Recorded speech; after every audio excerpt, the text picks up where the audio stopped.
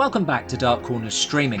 This way, Allan. Follow me. We're looking at Castle of Blood, which you can find on YouTube, another of the series of 1960s Italian horrors starring Barbara Steele. This one directed by Sergio Corbucci and Antonio Margheriti. Are you telling me you're afraid of a few ghosts? The film is purportedly based on an Edgar Allan Poe short story called Danse Macabre, which I don't think exists, but Poe is a character in the film. I recently read that story of yours, Mr. Poe. It's fiction, but hearing you narrate it, I begin to believe it could be true. Which follows journalist Alan Foster, who accepts an unusual bet. I'll bet £100 sterling on the theory that you, sir, cannot spend a single night in my castle in Providence. And if that wasn't creepy enough... Then you will go there tonight. The night of the dead. And the name of the place? The Castle of Terror. It does sound like the setup for every ghost story ever, and looks like every other film of this type. At least partly because the film reuses sets from Corbucci's comedy The Monk of Monza. But who cares when it looks this good? Allan hasn't been there long before...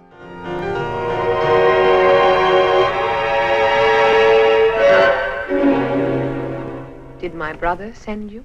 Steele was already trying to pull away from horror, but there is just something about her, a horror presence. I'm dead, Allan. Dead. And a sort of ghoulish sincerity in her delivery. The candles are being extinguished simply by the wind. One of those rare actors who can inhabit this over-the-top world without slipping into parody. This is a very derivative film, but it does a good job of setting up the air of mystery. You can't leave, Elizabeth.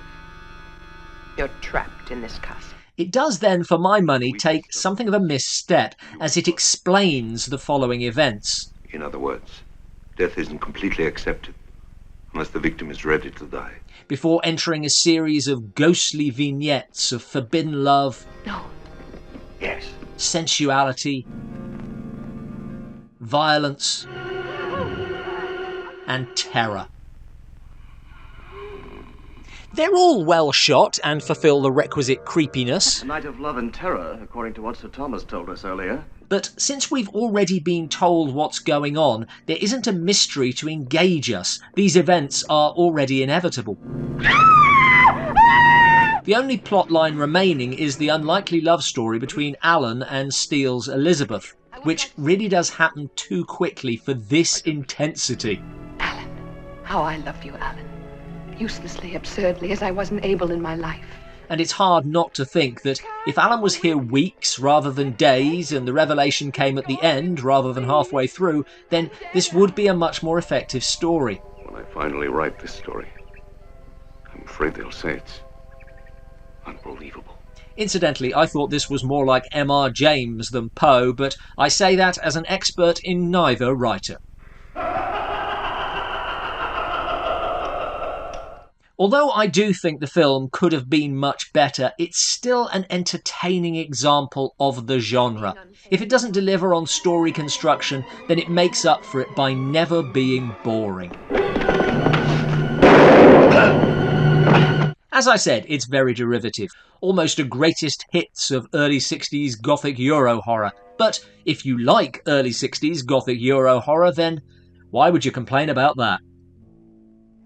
Margheriti remade the film in 1971 as Web of the Spider, which I'm now tempted to check out, so watch this space. I must talk to you, I told you that.